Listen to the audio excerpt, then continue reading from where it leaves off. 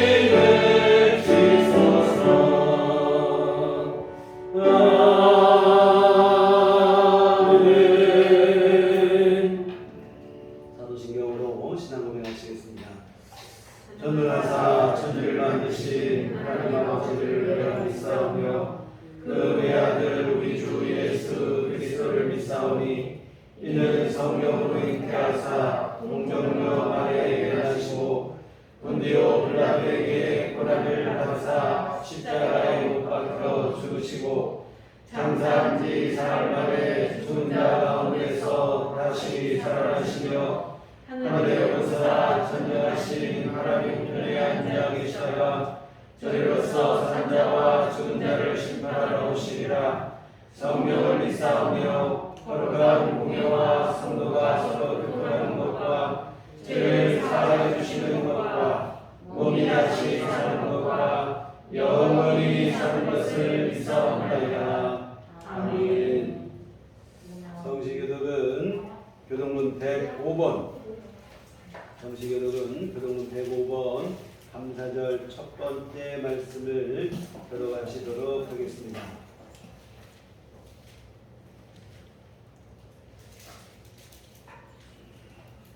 여호와께 감사하라. 그는 선하시며 그 인자하심이 영원하니라. 여호와께 감사하고 그의 이름을 불러 아뢰며 그가 하는 일을 왕중에 알게 할지어다. 그들이 광야 사막길에서 방황하며 거주할 성읍을 찾지 못하고 그리고 목이 말라 그들의 영혼이 그들 안에서 피곤하였도다. 이에 그들이 근심 중에 여호와께 부르짖음에 그들의 구덩에서 던지시고 또 다른 길로 인도하사 거주할 성읍에 이르게 하셨도다. 여호와의 인자하심과 인생에게 행하신 기적으로 말미암아 그를 찬송할지로다. 그가 사랑하는 영혼에게 만전 주시며 주인 영혼에게 좋은 것으로 채워주시리로다. 아멘. 성경은 찬송가 5장입니다.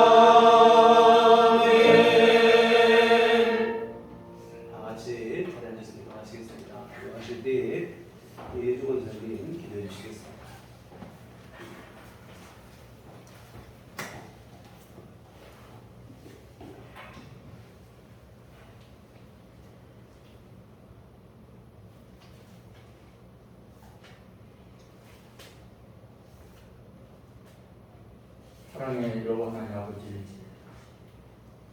감사합니다. 10월의 첫 주일을 허락해 주심을 감사드립니다. 어느덧 금년도 한안점을 도합하게 되었습니다. 치열하게 살아가는 삶 속에서 지나온 시간을 거두어보니 하나님의 은혜가 아닌 것이 단 하나도 없음을 주님께 고백하고 감사드립니다. 우리의 얕은 지식과 지혜와 능력으로 살아왔다고 생각하는 이 어리석음과 교만함을 큰 일이 여기시고 용서하여 주시옵소서.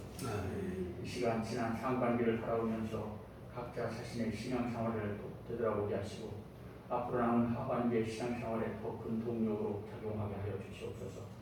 특별히 오늘 우리가 맥주 감사주일로 예배를 드리게 됨을 감사드립니다. 우리가 하나님을 섬기며 천국에 대한 소망을 가지고 험한 세상을 이기면서 살아가게 하시니 감사합니다. 또한 세상에서 각자 맡겨진 역할을 다하면서 세상을 살아갈 수 있는 건강을 주시니 감사합니다. 이 시간 비록 사회문화적인 환경 변화로 맥주의 의미가 자꾸의 시대적 상황에 파악되지 않는 측면이 있을지라도 때마다 우리에게 햇빛과 비를 내려주셔서 지난 겨울과 봄에 파종한 갖가지 작물들이 추위와 가뭄을 이겨내고 적지 않은 열매를 맺게 하시고 우리들에게 늘 일용할 양식으로 공급해 주시니 참으로 감사합니다. 또한 빗땀 흘리며 수고한 농부들에게 진정으로 감사하는 맥주 감사들이 되게 하여 주시옵소서. 맥주 감사들을 통하여 우리가 다시금 진정한 감사에 대해 생각하게 하시고 깨닫게 하시고 하나님께 감사하는 시간이 되게 하여 주시옵소서. 이 예배가 주님을 향한 참된 감사의 제사를 드리는 시간이 되게 하여 주시고 주님께서 날마다 베푸신 은혜를 기억하고 범사에 감사하는 시간이 되게 하여 주시옵소서. 범사에 감사라는 하나님의 말씀을 우리들 심령 속에 깊이 다지고 생활 속에서 아름답게 표현되어지는 시간이 되게 하여 주시옵소서. 우리의 혀에서 나오는 감사가 단순히 언어의 의미로 그치게 하지 마시고 우리의 모든 삶의 구석구석에서 행동으로 발견되어서 그리스도인의 향기가 천리만리까지 뻗어나오게 하셔서 하나님의 나라가 날로 확장되게 하여 주시옵소서. 하나님을 향한 감사가 그저 감사절에만 머무는 임시적이고 일시적이고 잠시적인 말이 되지 않게 하시고 우리의 온 생을 통하여 언제 어디서든지 우리의 심령과 입신을 지배하는 고귀하고 성스러운 행동적인 언어로 표출되게 하여 주시옵소서. 주님, 우리에게 늘 감사의 이틀이 있기를 원합니다. 우리의 이기심과 탐욕과 불만 불평이라는 사탄의 마음을 거두어 주시옵소서. 이로 말미암아 우리의 어둠의 눈을 밝히시어 삶 속에서 매사에 감사의 일들로 깨닫게 하시고 우리의 삶에서 감사의 지목들을 늘 발견하게 하시어서 기쁨과 감격을 누리며 살아가는 성숙한 성도가 되게 하여 주시옵소서. 감사하는 자에게 감사의 제목을 더하시는 주님, 오늘도 이 감사주일에도 하나님의 말씀을 통하여 감사의 제목이 우리의 생활 속에서 늘 풍성해지도록 인도하여 주시옵소서. 먼저 우리들 교회에 속한 모든 성도들의 가정에 늘 감사가 넘쳐나게 하여 주시옵소서. 우리들 교회가 감사의 공동체가 될 수 있도록 인도하여 주시옵소서. 우리들 교회 성도들이 섬기는 직장과 일터 속에서도 늘 감사한 일들이 일어나게 하여 주시옵소서. 이 시간 맥주 감사주의를 지키면서 많이 가진 자나 덜 가진 자나 청시에 지친 물질만을 드리는 감사가 아니라 진정으로 몸과 마음과 정성과 뜻을 다하여 바치는 감사의 예배가 되게 하여 주시옵소서. 하나님 아버지, 7월의 폭염에 우리들 교회 교우들의 건강을 지켜주시고 우리의 육신이 지칠지라도 뜨거운 태양처럼 우리의 심령은 더 뜨겁고 순숙한 신앙으로 지켜주시옵소서. 욕심과 욕망이 휘둘리지 않고 거룩하신 하나님을 닮아가게 하여 주시옵소서. 진정으로 무엇이 옳고 그른지를 판별하여 하나님께서 기뻐하시는 삶을 살아가는 삶이 되게 하여 주시옵소서. 이 시간 목사님을 통해서 주시는 주님의 말씀을 통하여 우리들이 다시금 심령의 환골탈태를 통하여 거듭나게 하시고 세상을 살아가는 우리의 시선이 온통 감사의 언어로 충만하게 해 주시옵소서. 우리의 감사의 근원이 되시는 예수 그리스도의 이름으로 간절히 기도드렸습니다. 아멘.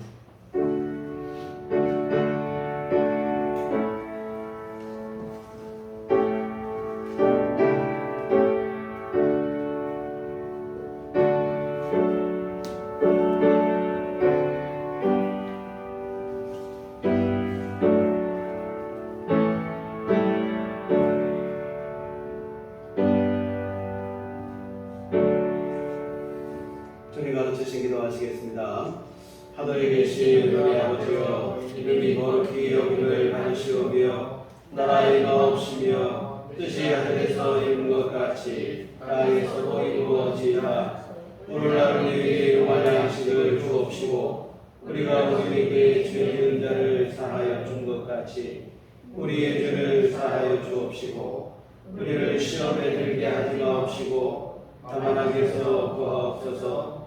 내게 나라와 권세와 영광이 아버지께 영원히 있사옵나이다. 아멘. 이 시간 우리에게 주신 하나님 말씀은 구약성경 룻기 2장 1절에서부터 7절까지 말씀 보시도록 하겠습니다. 구약성경 룻기 2장 1절에서부터 17절까지 말씀 나같이 한 목소리로 합독하시도록 하겠습니다.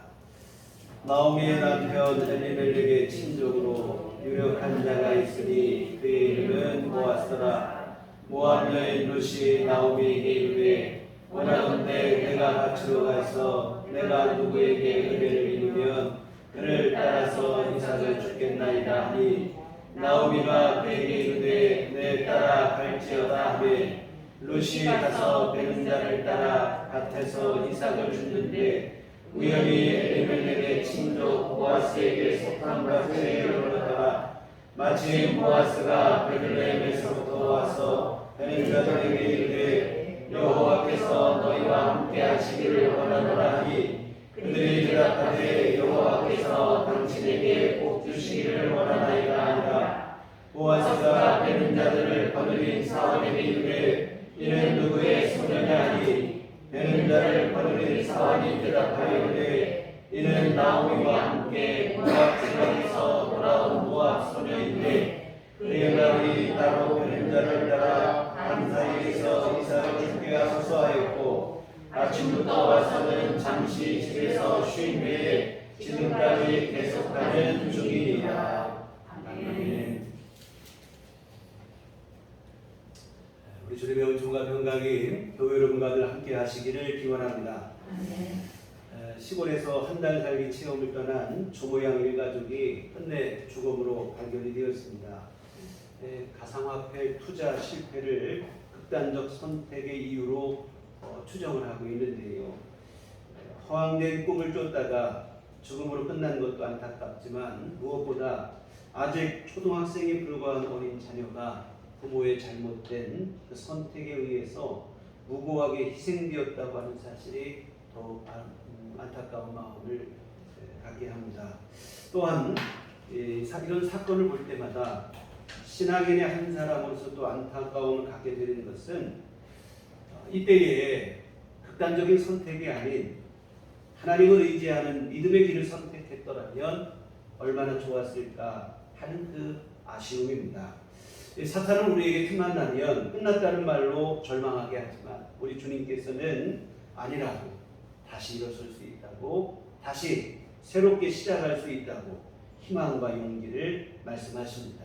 누가 봐도 다 끝난 것 같은 상황이라고 할지라도 오늘 설교 제목처럼 다시 시작하게 하시는 은혜를 우리에게 내려주십니다. 오늘 우리가 함께 읽은 본문의 주인공인 룻이 바로 그 은혜를 입었던 대표적인 인물입니다. 룻은 누가 봐도 다 끝난 것 같은 절망의 나락에까지 떨어졌던 사람입니다. 그런데 그 자리에서 오히려 하나님의 선하신 은혜를 입고 새로운 삶을 시작하게 되어지죠. 그래서 오늘은 그 과정을 좀 잠깐 살펴보려고 합니다.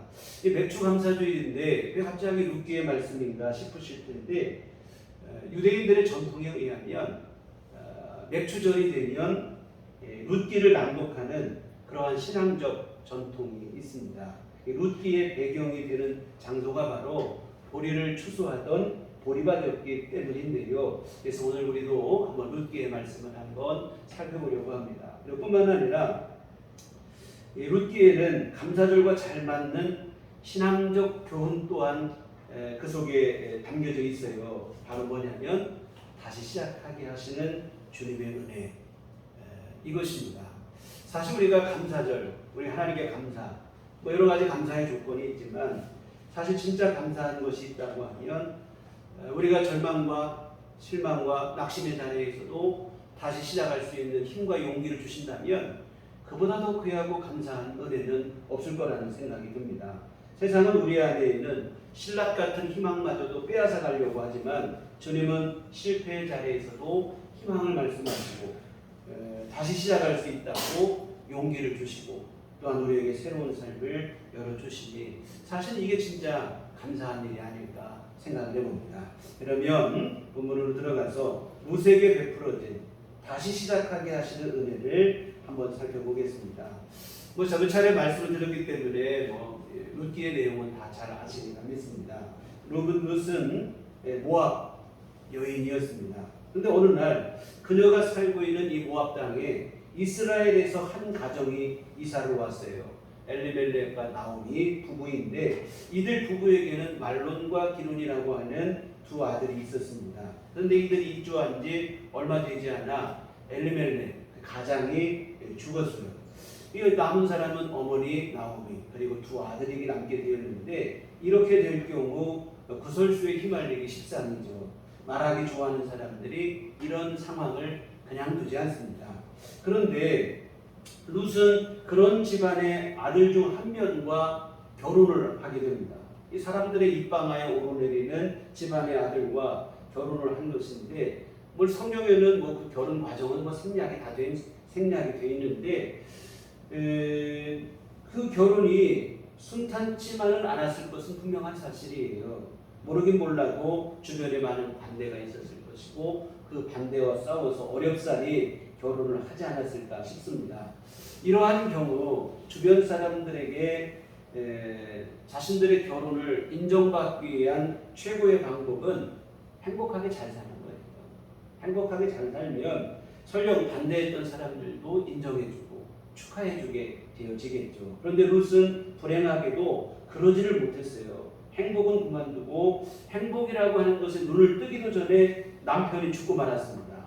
이 자식도 하나 얻지 못했는데 어린 나이에 과부가 되었어요. 이 당시 풍습은 15세 전후에 결혼을 하는데 그러한 풍습을 감안하면 오늘 본문의 룻은 20살 이쪽 저쪽의 나이였을 것이 분명합니다. 요즘 같으면 아직 결혼도 하지 않은 한참 꽃다운 나이인데 그 나이에 너무도 빨리 처량한 신세가 되었어요. 소망이라고 할 것이 없습니다. 이 아들이라도 있으면 자식이라도 있으면 자식이라도 소망을 삼는데 이것도 이보다도 안 좋을 수 없는 최악의 상황이 됐습니다. 그런데 룻은 이러한 최악의 상황이지만 거기서 끝나지 않았어요. 여러분이 다 아시듯이 룻은 예수님의 족보에 이름을 올리는 영광스러운 여인이 됐습니다. 마태복음 1장 5절에 보아스는 룻에게서 오벳을 낳고 이게 예수님의 족보 중에 한 부분이에요. 또한 그녀의 아름다운 삶은 오늘 우리가 볼 수 있는 룻기라고 하는 성경의 한 권으로 당당히 기록되어 오늘을 사는 우리에게도 큰 교훈과 은혜를 전해주고 있습니다. 비련의 주인공으로 인생을 마감하기 딱 걸맞은 인물인데 그녀는 영광의 주인공으로 우리에게 기록되고 있어요. 어떻게 이런 놀라운 역사를 이룰 수 있었을까? 다름 아닌 믿음 때문이었습니다. 룻은 비록 최악의 형편과 상황 속에서 살았지만 그녀의 가슴 안에만큼은 별과 같은 빛나는 믿음이 있었습니다.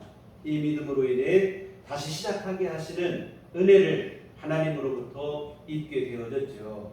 룻의 믿음을 우리가 오늘 본문에서도 확인할 수 있지만 모압 땅에서 베들레헴으로 돌아오는 과정 속에서 룻이 갖고 있던 믿음이 어떤 믿음인가 하는 소리가 더욱 분명히 확인할 수 있는데 룻의 시어머니 나오미 남편도 죽고 사실 두 아들도 나중에 다 죽고 나니까 두 며느리만 남게 됐어요. 이런 상황에서 더 이상 안 되겠다. 고향으로 돌아가야겠다는 결심을 하게 됩니다. 그런데 고향으로 돌아가는 길에 생각을 하니까 자신이야 고향으로 가지만 두 며느리가 무슨 죄인가 싶은 거예요.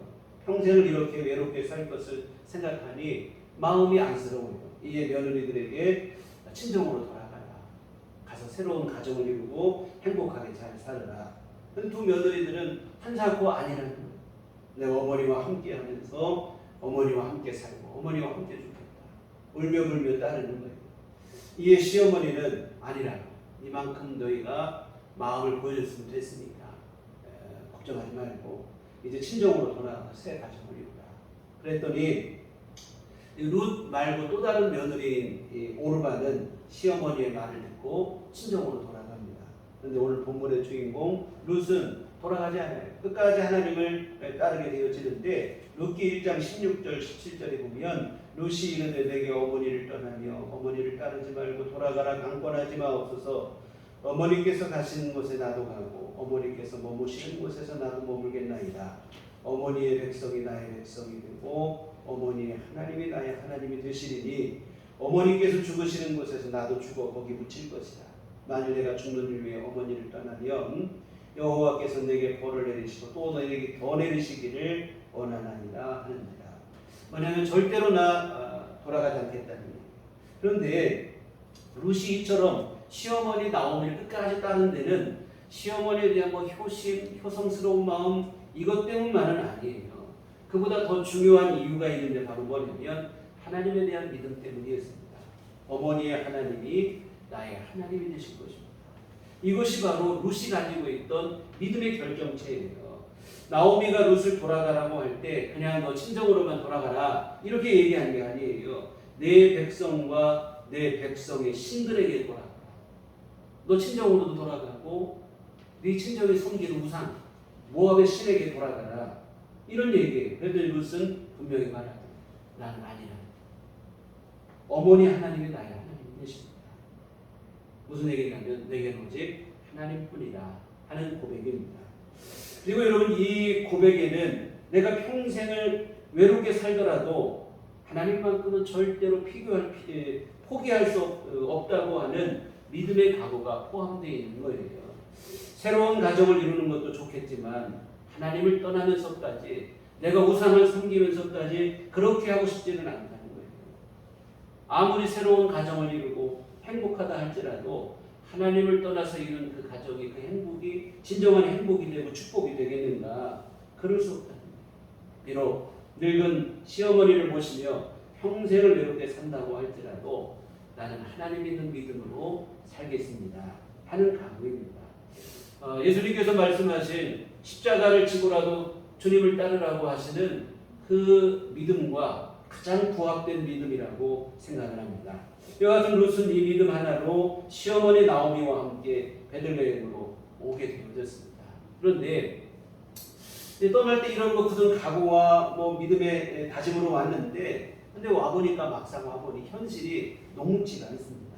남편도 없고 홀 시어머니 모시고 물설고 낯선 땅에서 살아간다는 게 여간 힘든 일이 아니에요. 특히나 유대 사회는 이방인에 대한 차별이 심각합니다. 요즘 우리 도시화됐다 보니까 이방인이고 본토 사람 이런 게 없어요. 그런데 이때 당시는 심각하고 또한 유대인들은 선민의식이 있기 때문에 이방인들에 대한 차별이 심각하고 특별히 이방인 중에서도 모압, 암몬은 특히나 이들이 차별하고 멸시했던 그러한 민족입니다. 뿐만 아니라 이 룻은 이방인인 것도 약점인데 여성이고 게다가 남편을 잃고 자식도 없는 그런 형편입니다.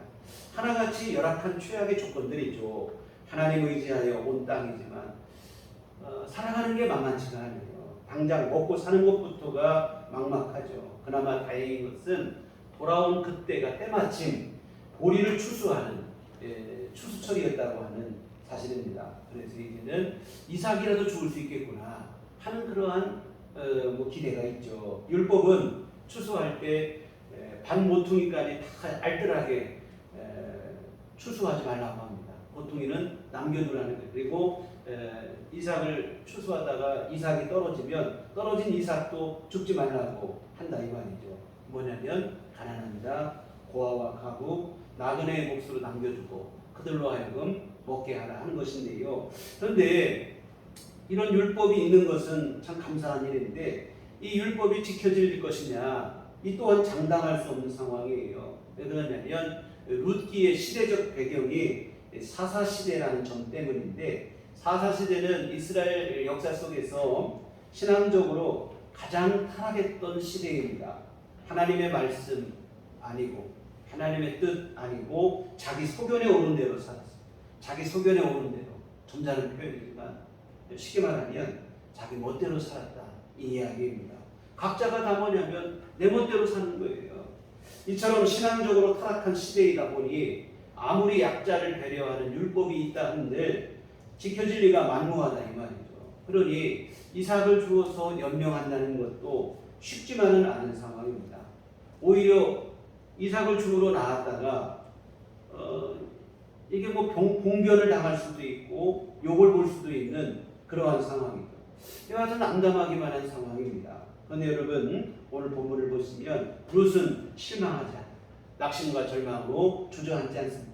누군가 내게 은혜를 베풀 자가 있을 것을 기대하며 이삭을 주우러 보리밭으로 나가는 거예요. 2절에 보면 모압 여인 룻이 나오미에게 이르되 원하건대 내가 밭으로 가서 내가 누구에게 은혜를 입으면 그를 따라서 이삭을 줍겠나이다 하니 나오미가 그에게 이르되 따라 갈지어다 하니 여기 보면 누구에게 은혜를 입으면 이렇게 되어 있는데 사실 이 말은 하나님께서 누군가를 통해 나에게 은혜를 베풀어 주시면 이런 뜻입니다. 이 이삭을 주러 보리밭을 나갈 때 이 룻의 마음은 뭐냐면 하나님의 은혜에 대한 기대를 갖고 나가는 거예요. 현실은 암담하죠. 아무것도 기대할 수 없어요. 현실적으로 생각하면. 그러나 룻은 그것에 실망하지 않고 신실하신 하나님께서 은혜를 베풀어 주실 것을 기대하며 밭으로 나간 거예요. 암담한 현실이지만 그 너머에는 여전히 하나님의 신실하신 은혜가 있음을 확신하고 있는 것입니다. 여러분 짙은 안개가 아무리 내려서 아무것도 보이지 않는다고 해서 아무것도 없는 게 아니잖아요. 안개가 가려서 안 보일 뿐이지 아무것도 없는 게 아니듯 현실이 암담하다고 할지라도 하나님의 은혜가 없는 것은 아닙니다. 신실하신 그 은혜를 믿고 의지해야 할 것인데요. 여러분 오늘 우리에게 절실히 요구되는 것이 바로 이 믿음입니다. 우리가 사는 이 시대 또한 사사시대만큼이나 신앙적으로 타락한 시대가 됐어요. 세상만 타락한 게 아닙니다. 교회도 성도들도 신앙도 타락을 하는 거예요. 입만 열면 교회 안에서 믿음을 얘기하고 은혜를 말하지만 실상은 믿음도 없고 은혜에 대한 기대도 없어요. 인간적인 방법으로 그 수단 방법 가리지 않고 살아가는 거예요. 그러고도 그냥 은혜라는 말 한마디로 다 덮어 씌우면 신앙인 것처럼 포장이 되는 위선과 가식이 가득한 시대가 됐습니다. 이와 같은 순전한 믿음을 찾아보기 힘든 시대가 됐죠. 상황이 이렇다 보니까 그래도 그나마 믿음으로 살아보려고 했던 사람들마저도 믿음으로 살고자 하는 의욕을 점점 상실해가고 있어요. 믿음으로 살면 오히려 손해만 본다. 그래도 악하게 살고 독하게 살아야 손해 안 보고 잘 살지. 이런 생각들이 지배적이 되어가고 있습니다. 이 교회밖에 문제가 아니라는 거예요. 교회밖에는 원칙을 없고 교회와 성도들 안에도 이런 일들이 일어나고 있어요. 우리가 사는 시대가 이만큼 타락을 했습니다. 그러나 여러분 세상이 이렇게 타락했을지라도 오늘 우리가 명심해야 될 사실이 있습니다. 뭐냐면 시대가 타락을 하고 이 세상이 타락을 한 것이지 하나님께서 변질된 것은 아니라고 하는 사실입니다. 하나님은 지금도 여전히 선하시고 의로우시고 은혜와 자비가 풍성하시다고 하는 사실을 잊지 않으셨으면 좋겠습니다. 이 시대적 상황에 대한 절망 때문에 하나님에 대한 믿음마저도 희미해지고 흔들린다면 곤란하죠. 시대가 아무리 타락했다 할지라도 하나님은 지금도 살아계시고 여전히 선하시고 의로우시고 신실하시고 여러분 이 믿음이 우리 안에 분명하기를 주의 이름으로 부탁을 드립니다. 이삭을 주우러 나가는 룻의 믿음이 바로 그것이에요. 시대는 타락했지만 신실하신 하나님은 타락한 이 시대 속에서도 여전히 믿음으로 나오는 자를 기다리시고 그들에게 은혜를 베푸시고 그 은혜를 기대하며 밭으로 나간 것입니다. 그리고 그때 하나님께서 룻의 믿음에 응답을 하시는데 룻의 발걸음을 정말 그냥 우연히 간 것처럼 갔지만 선한 길로 인도가 되는 거예요. 3절에 보면 룻이 가서 베는 자를 따라 밭에서 이삭을 주는데 우연히 엘리멜렉의 친족 보아스에게 속한 밭에 이르렀더라. 마침 보아스가 베들레헴에서부터 와서 베는 자들에게 이르되 여호와께서 너희와 함께 하시기를 원하노라 하니 그들이 대답하되 여호와께서 당신에게 복 주시기를 원하나이다 하니라. 여러분 이 3절과 4절에서 우리가 주목해야 될 단어가 뭐냐면 우연히 그리고 마침인데요. 룻이 이삭을 주스러 사람들 타령을 따라가다 보니까 우연히 갔는데 보니까 보아스의 밭으로 갔어요. 우연히 보아스의 밭에 갔는데 마침 또 거기에 보아스가 또 와 있는 거예요. 룻과 보아스가 운명적으로 만나게 되는데 이 만남이 그냥 우연의 일치처럼 이렇게 보이지만 우연이 된 일이 아니라 사실은 하나님의 세밀하신 섭리와 간섭하심의 결과입니다. 흔히 말하는 것처럼 정말 그때 운이 좋았다, 재수가 좋았다, 이게 아니에요. 하나님의 은혜만을 기대하며 믿음으로 나간 룻을 향한 하나님의 선하신 인도하심이요 하나님의 응답인 줄 믿습니다. 그래서 룻과 보아스가 운명적으로 만나는데 룻과 보아스의 만남은 중요합니다. 왜 그런가 하면 보아스는 몰락한 룻의 가문을 다시 일으켜 세워줄 대속자이기 때문에 그렇습니다. 단순히 그냥 마음 착한 주인을 만나서 이삭 줍는데 어려움이 없었고 더 많이 줍고 이런 정도의 문제가 아니에요.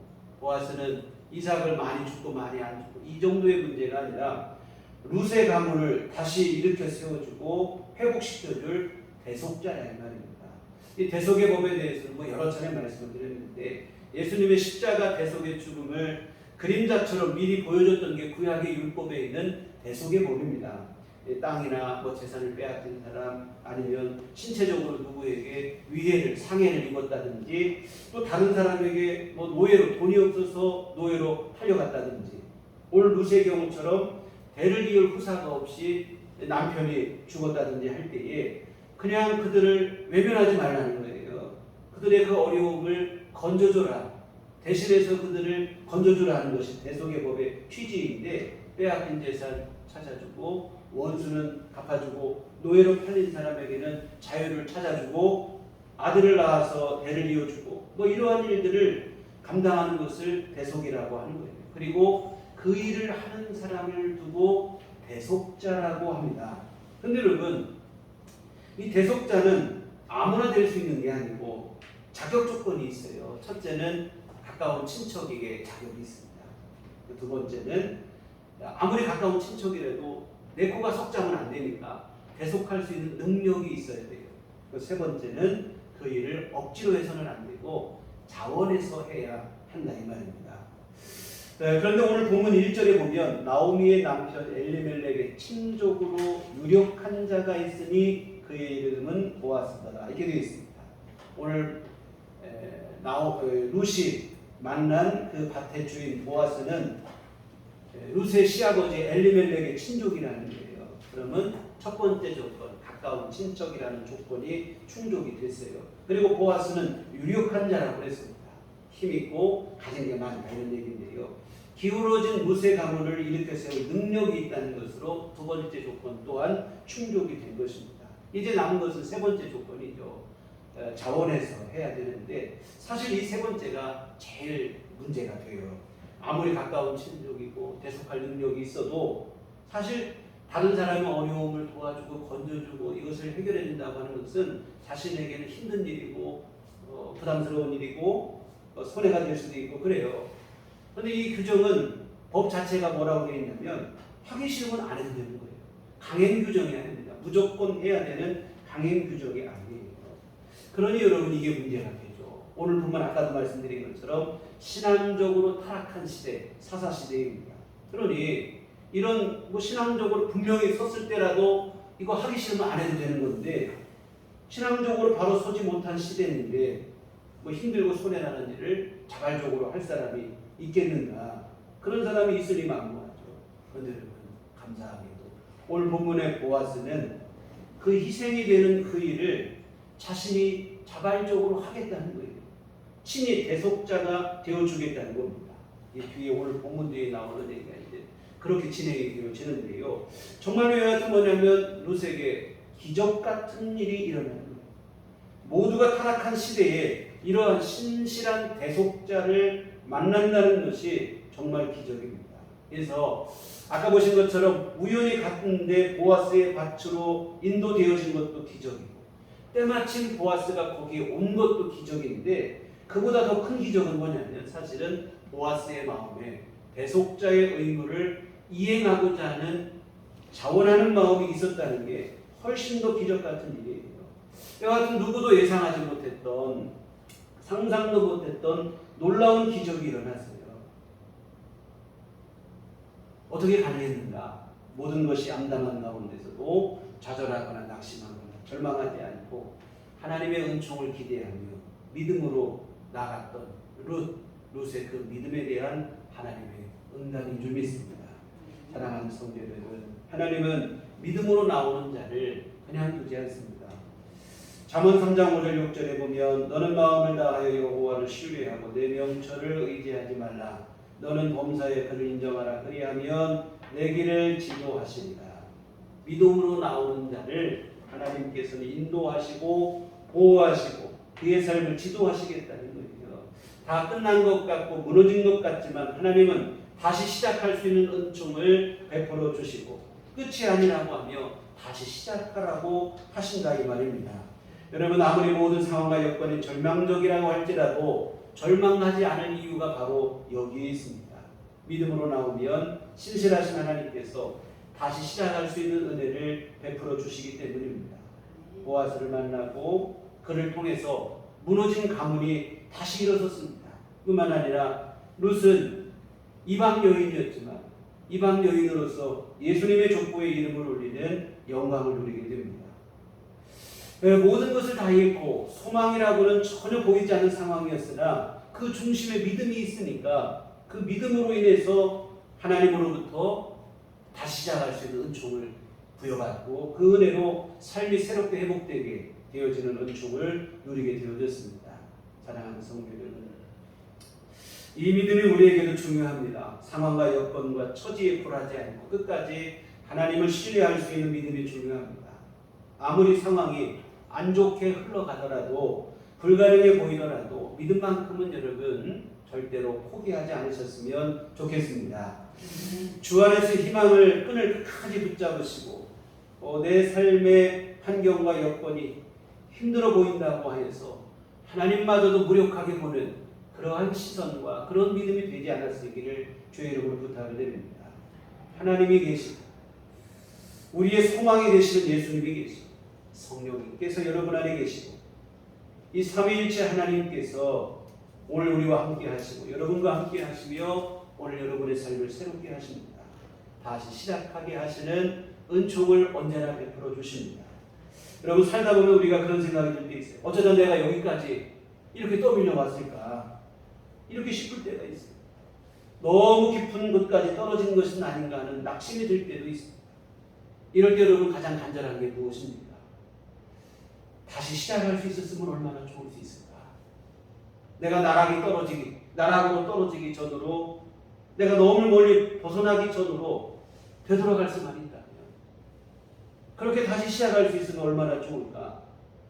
그러나 여러분, 돌아갈 수 없다는 현실이 우리를 더 절망하게 만드는데요.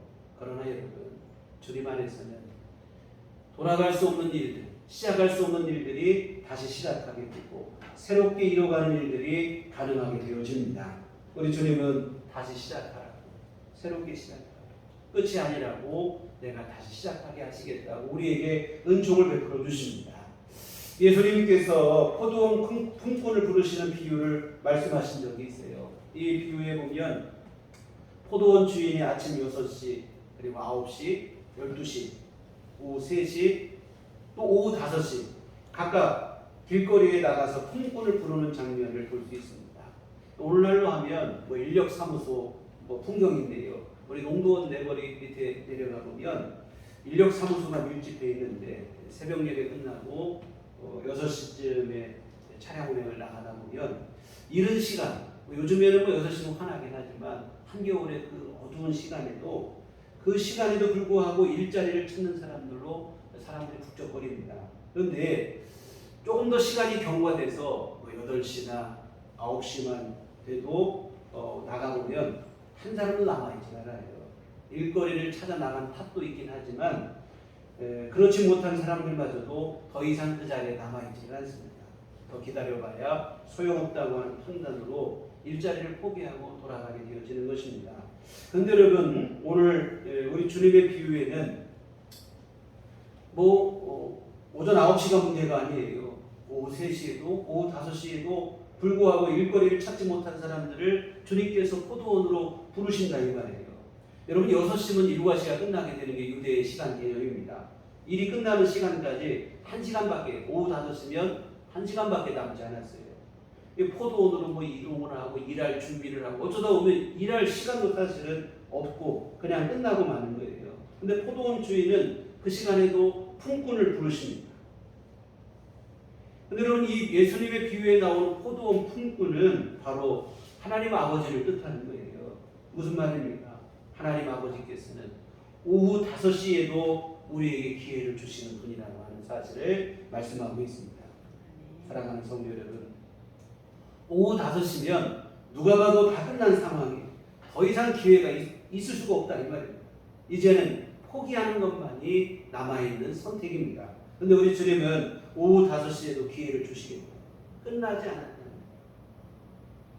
모르겠습니다. 아까 서두에서 말씀드린 조모양 부모에게 스스로 목숨을 끊은 그날은 자신의 인생에 있어서 어쩌면 오후 5시로 느껴지는 그러한 시간이었을 것이겠죠. 다 끝났다고 하는 생각되는 그러한 시간이었겠죠. 그래서 그런 선택을 아마 했을 것입니다.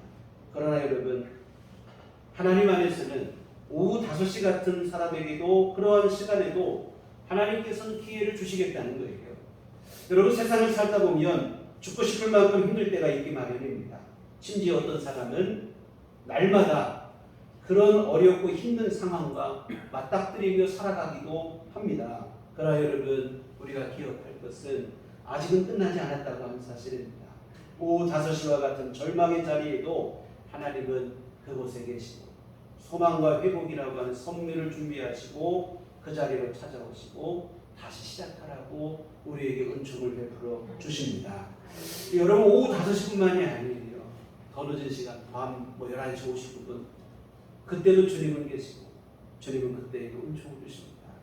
여러분, 예수님과 함께 십자가에 달린 두 명의 강도가 있죠. 그 중에 오른편 강도는 십자가에 죽기 직전에 주님께 한 가지 부탁을 합니다. 주님의 나라에 임하실 때에 나를 좀 기억해 주시다. 십자가에 못이 박혔습니다. 이제 죽을 시간만 기다리고 있는 상황입니다.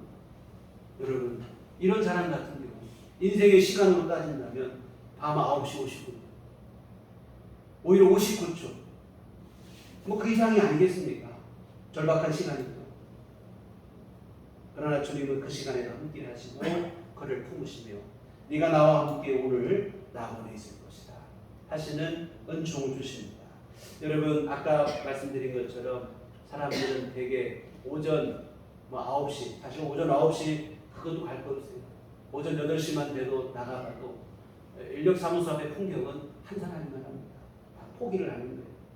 근데 여러분, 우리 주님은 포기하지 말라는 거예요. 오후 5시, 아니 더 늦은 밤 11시 59분에도 하나님께서 우리에게 다시 시작하는 은혜를 주시겠다, 소망을 주시겠다고 말씀을 하십니다. 끝난 곳에서 주님은 새로운 시작을 말씀을 하십니다. 사랑하는 성도 여러분, 지금 오늘 여러분의 상황과 형편은 몇 시에 해당된다고 생각이 드십니까? 그렇지 않기를 간절히 바라지만 혹시라도 비관적이고 절망적이라면 여러분, 그렇지 않습니다. 예수님 안에서는 늦은 밤도 상관이 없고 절망과 낙심의 상황도 상관이 없다는 거예요. 회복하시는 은혜를 베푸시겠다. 모두가 끝났다고 말해도 주님은 끝나지 않았다고, 이제부터 주님 안에서 다시 시작하라고 용기를 주시고 우리에게 희망을 북돋아 주시는 줄 믿습니다. 오늘 룻을 보세요. 오후 5시와 같은 인생의 절망을 경험했던 여인입니다.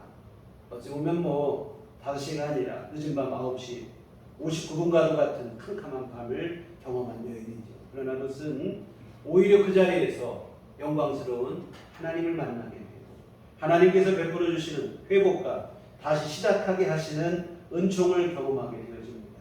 결국 예수님의 오실 길을 예비하는 영광스러운 여인으로 거듭나게 되고, 여러분, 이 모든 것이 믿음에서 기인한 일입니다. 여러분, 형편과 처지는 룻이 오늘 우리보다 훨씬 더 비관적 아니겠습니까? 그러나 그녀의 가슴에는 해와도 같이 빛나는 믿음이 있었습니다.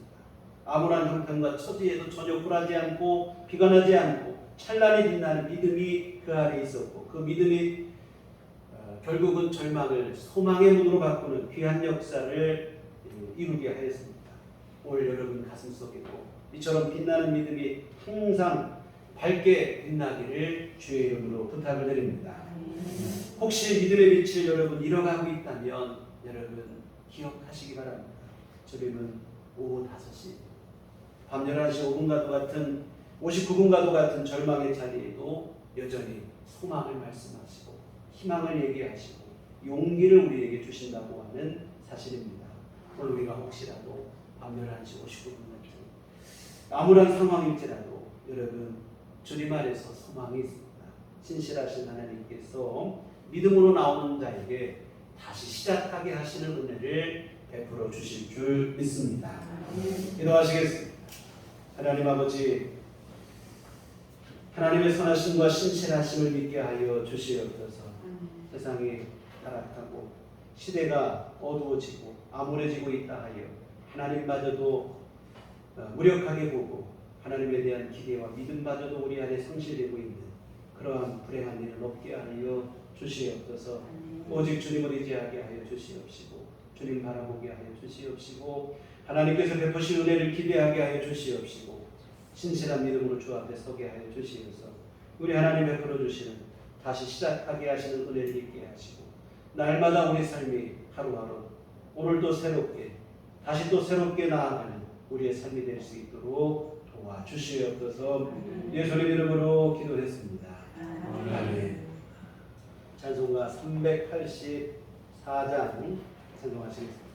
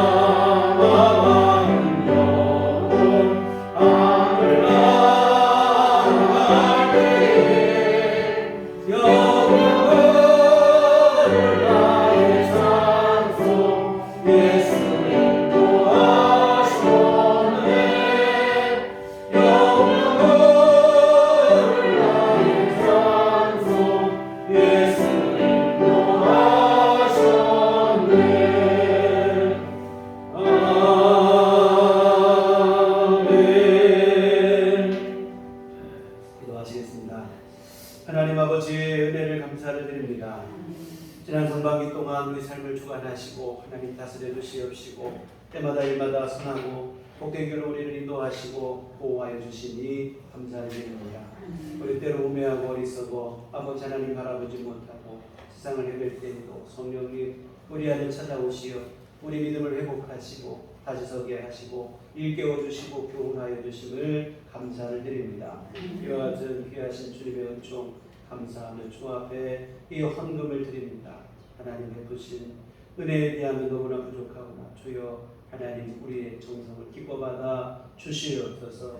아버지 하나님 오늘 몸과 마음과 시간과 정성을 드리고 주 앞에 예배한 심령 들고 하나님 기억하여 주시옵소서. 한량한 은총을 베풀어 주시되 오늘 귀한 말씀처럼 언제나 주님 안에서 새로운 삶을 열어가게 하시고 하나님의 은총과 선하신 인도하심을 경험하는 복된 삶이 될 수 있도록 도와주시옵소서.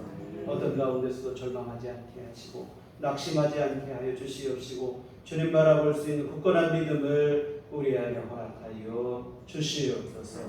아버지 하나님 지금까지뿐만 아니라 이후에도 주님 나라 이르기까지 영원토록 우리 삶을 주님이 지키시고 보호하실 줄 믿사오고 또한 주 앞에 감사를 드립니다. 하나님 늘 우리를 도와주시옵시고 우리 삶을 주께서 붙들어 주시옵시고 언제나 우리 삶 중심에 찾아오시어 하나님의 선하신 은혜 안에 살아가는 우리 삶이 될 수 있도록 보호하여 주시옵소서. 아버지 하나님 또한 주님 앞에 안구하옵기는 하나님의 선하신 은혜와 도우심 안에 우리 믿음이 더욱더 굳건해지게 하시고 주 앞에 구하는 기도가 응답되게 하여 주시옵소서. 하나님의 인도하심 속에 살아가게 하여 주시옵소서. 하나님 건강도 내려 주시옵소서. 주 안에서 강건함을 누리게 하여 주시옵소서. 아버지 육신이 연약하고 힘들어 병원 신세지지 않도록 늘 우리를 주께서 새 힘으로 허락하시고 붙잡아 주시옵소서. 하나님 또한 경제적으로도 주께서 채워주시고 일용할 모든 것 부어주심에 우리 삶이 공공하지 않게 하시고 다급한 일 당하지 않도록 우리 주님 붙들어 주시옵소서. 때마다 일마다 우리 하나님 우리를 향하신 주께서 예비하시는 종이 늘 우리 안에 부어지게 하여 주시옵시고 여호와의 하나님의 준비하신 속에 복된 삶을 살아가는 우리 삶이 될 수 있도록 도와주시옵소서. 아버지 하나님 앞으로 한 주간도 주의 인도하신 속에 거하게 하여 주시옵소서. 가정에서 일터에서 삶 속에서 주의 모든 사람들과의 아버지 하나님 관계 속에서 하나님의 은혜가 있게 하여 주시옵시고 또한 우리 그곳에 예수의 향기 바라는 삶을 살아게 하여 주시옵소서. 모든 이들에게 주님의 선하신 귀한 은총을 아버지 하나님 나누는 삶이 될 수 있도록 주께서 도와 주시옵소서. 예수님의 이름으로 기도했습니다. 아멘. 그래서 이 시간입니다. 우리 서로 인사할 때 주님만 바라봅시다. 오늘은 맥주감사주일로 함께 기도했습니다. 주님의 귀하시는 종 감사하시되 주님께서 오늘뿐만 아니라 영원까지 우리 삶을 지켜주실 것을 믿고 그 믿음과 기대 속에 늘 평안을 누리시는 삶이 되시기를 부탁드립니다. 또 오늘은 매월 첫주 선교육을 드리는 주일입니다. 교회 밖의 집회와 성경원천을 품하고 교회 안에 건강하고 건전한 신앙생활을 했으면 좋겠습니다. 아울러 한 가지 드리는 것은 우리 보신 것처럼 앞에 영상 시설이 준비가 됐어요. 예배의 편의를 위해서 장비를 좀 구입을 했는데 진작에도 하려고 했었는데 마땅히 할 사람이 없었는데 감사하게도 이선의 자매님이 기꺼이 공사해 주시기로 하셔서 이렇게 준비가 되고 해서 예배에 좀 도움이 될 것 같아요. 그래서 처음 교회 나오시는 분들 찾고 어려움이 하는 부분들이 없지 않아 있는데 아무튼 잘 준비가 되고 운영되고 있어서 감사하는 마음을 베푸고 또한 귀한 수고를 해주시는 주님에게도 감사한 마음을 전합니다. 우리 다 같이 자리에서 일어나셔서 서로를 축복하시며 평안을 너에게 드립니다. 서로를 축복하시는 전하시도록 하겠습니다.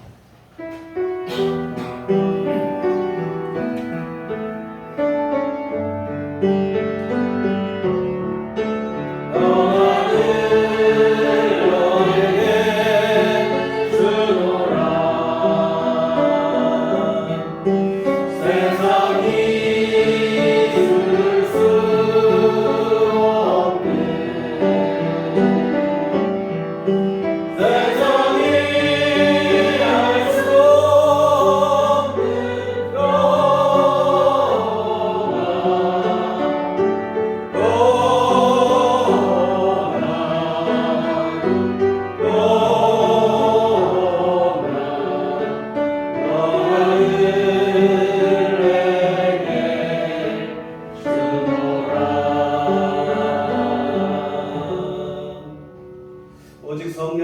너희에게 임하시면 너희가 권능을 받고 예루살렘과 온 유대와 사마리아와 땅끝까지 이르러 내 증인이 되리라.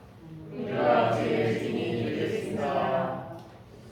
이제는 우리 주 예수 그리스도의 구속의 은혜와 하나님 아버지의 흑진하신 사랑하심과 성령님의 위력의 통역사 감화감동 충만하시니 주의 피로 세우신 우리들 교회 위와 다시 시작하게 하시는 주님의 은총으로 의지하여 날마다 주 안에서 새로운 삶을 열어가는 또한 그러한 삶을 소원하는 주의 사랑하는 모든 자녀들의 심령 위에 지금부터 영원토록 함께 계시기를 간절히 축원하옵나이다.